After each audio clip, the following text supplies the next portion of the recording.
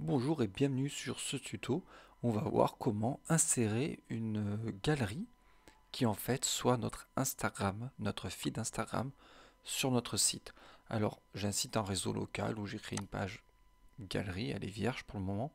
Alors là je vais, pour coller le shortcode, je vais le faire tout à l'heure avec un Elementor. J'ai mis Elementor sur mon site en guise de page builder. Je pourrais le faire aussi bien avec Gutenberg ou Divi, ça poserait pas de problème. Du coup, je vais venir dans mes extensions et ajouter une extension qui s'appelle Smash Balloon. Alors, si j'arrive à écrire, c'est mieux. Smash Balloon. Et on va voir qu'il y a plusieurs extensions qui s'appellent Smash Balloon. D'accord, il y a le même logo à chaque fois. Et donc on pourrait insérer un Twitter, un YouTube, un Facebook sur son site, d'accord, son feed Facebook directement sur son site. Honnêtement, quand on regarde quand on regarde les captures d'écran, c'est pas très heureux, ça ressemblerait à ça. C'est pas ce qu'il y a de plus cool. Donc nous, on voudrait installer plutôt celui-ci, Smash Balloon Social Photo Feed. Il y a marqué anciennement Instagram Feed. Alors ils n'ont plus le droit de l'appeler Instagram Feed, mais c'est exactement à ça que ça sert. Et on voit qu'il est beaucoup plus installé que les autres. Voilà, 1 million de fois, les autres 140 000, 100 000. Et du coup, on va aller l'installer. Alors moi, je me sers peu de mon Insta, mais je vais quand même aller dessus pour connecter à mon site. Vous allez voir que comme ça, c'est super simple. Si je me suis déjà connecté en amont sur mon site, sur mon Instagram, là, j'ai plus qu'à l'activer. On va voir que ça va aller très vite, du coup. Hop, il s'est mis ici en bas, flux Instagram. Et il me dit qu'il faut que je rajoute un nouveau feed. Voilà, un new. Donc c'est bien lui que je vais vouloir. D'accord, les autres, c'est quand j'ai la version pro.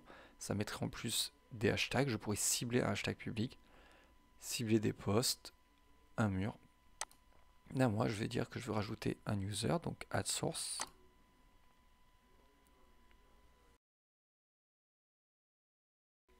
Et je vais aller cibler mon Instagram. Donc si j'ai une version business, ça passera par un log Facebook. En personnel, login with Instagram. Hop. Et donc là, mon navigateur sait que je viens de me connecter à mon Instagram. Il me dit que je peux autoriser du coup mon site à venir récupérer via Smash Balloon les images de mon Insta. Il vérifie est-ce que c'est bien ton nom de domaine. Il me le marque ici, donc là c'est un réseau local. Et ça y est, j'ai fini. Quasiment. Hein. Je vais dire maintenant que c'est celui-ci. Il me demande, il me dit là qu'il n'a pas pu récupérer la photo de profil Instagram, donc je peux aller en mettre une maintenant moi et mettre une petite bio, mais je pourrais le faire plus tard, c'est pareil. Donc si je fais no maybe later, j'arrive ici, alors on s'en moque, et donc là j'ai quoi? J'ai le nom de l'Instagram que je pourrais changer.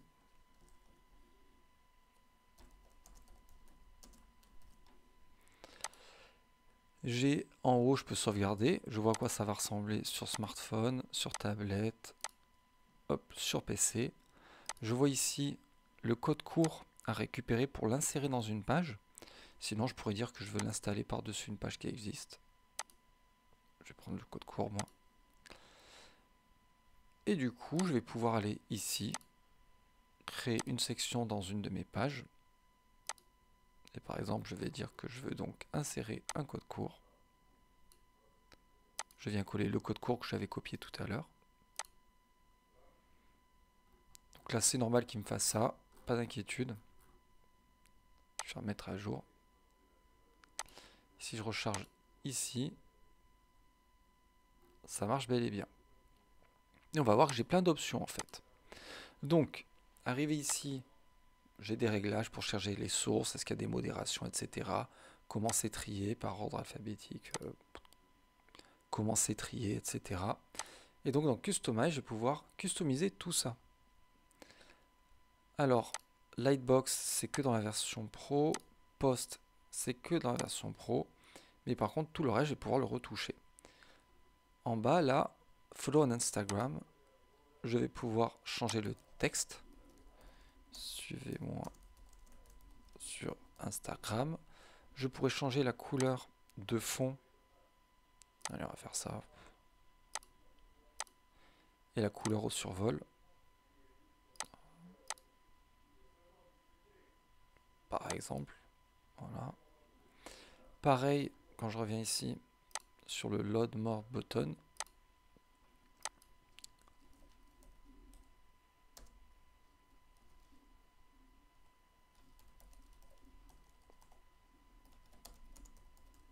Voilà. Je pourrais choisir la couleur de fond, la couleur au survol.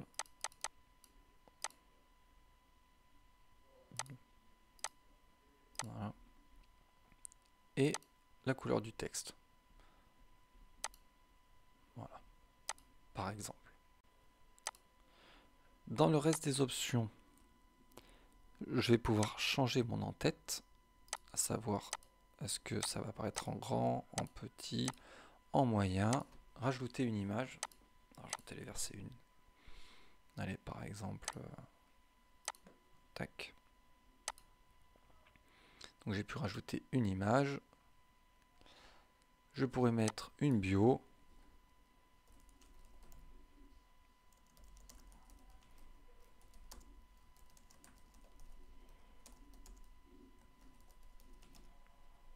Voilà, choisir la couleur du texte.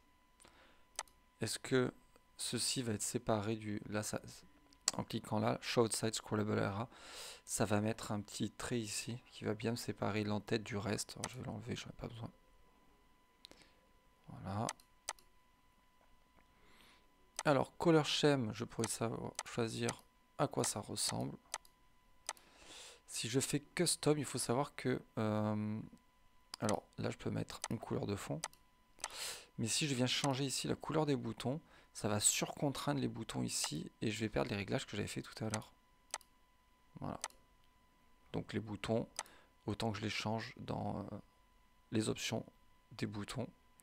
Feed Layout. Alors dans la version Pro, je pourrais dire c'est un carrousel, un style maçonnerie, surbrillance. Je vais laisser le style gris, j'ai pas le choix. Je pourrais lui donner une taille maximale qu'il doit occuper sur ma page. Je vais pouvoir changer l'écart entre les images et dire combien je veux afficher d'images, que ce soit sur ordinateur, imaginons que je fasse ça, ou sur mobile. Et donc là, je vais pouvoir lui dire que sur ordinateur de bureau, hop, je veux en 3 colonnes, parce que c'est le truc de base d'Instagram, c'est en 3 colonnes normalement, que sur tablette, voilà. Si je fais ça, j'aurai 3 colonnes, où que ce soit. Donc là, je lui ai dit que j'ai une douzaine de photos là sur mon Insta normalement. Comme j'ai dit que je voulais en afficher 9, j'aurai le bouton charger davantage de photos. Si j'affiche plus que ce que j'ai le nombre de photos, par exemple si j'avais mis 20 photos ici alors que j'en ai une douzaine, le bouton plus tard n'apparaîtra pas ici. D'ailleurs on voit que là c'était réglé sur 20 de base, je n'ai pas le bouton charger davantage de photos. Donc là si je remets 9, hop, je n'ai plus qu'à sauvegarder ici. Et quand je recharge, on va voir que le style s'est appliqué. Alors l'avantage, là, c'est que si j'avais voulu faire la même chose avec un Elementor, par exemple, j'aurais été obligé de... Allez, on va faire ça. De mettre une galerie. Hop, une galerie basique. Et donc imaginons que je sois pâtissier ou restaurateur, je prends des photos de mes plats, ben, ça m'obligerait à venir à chaque fois ici, modifier ma galerie dès que je veux insérer des images. C'est-à-dire que là, imaginons que j'ai une galerie avec déjà des images. On va faire ça, ça.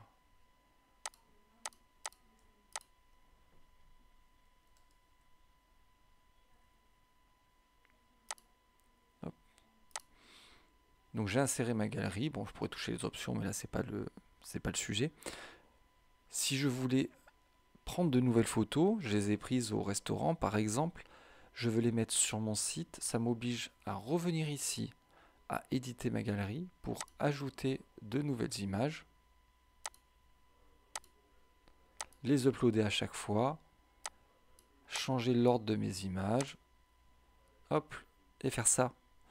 Donc ça pourrait être fastidieux à la longue, alors que si j'ai un compte Instagram, je prends les photos, je les mets directement sur Insta et elles apparaissent sur mon site. J'ai un élève pour qui c'était très pratique, qui avait un gîte en Alsace et qui faisait partie d'un club de randonnée. Et du coup, dès qu'il partait en randonnée, il prenait des photos, il les mettait sur son Insta et ça s'uploadait automatiquement sur son site de réservation du gîte pour montrer au fil des saisons comment c'était à l'instant T en Alsace si on voulait réserver sur son site, et donc c'était fort pratique.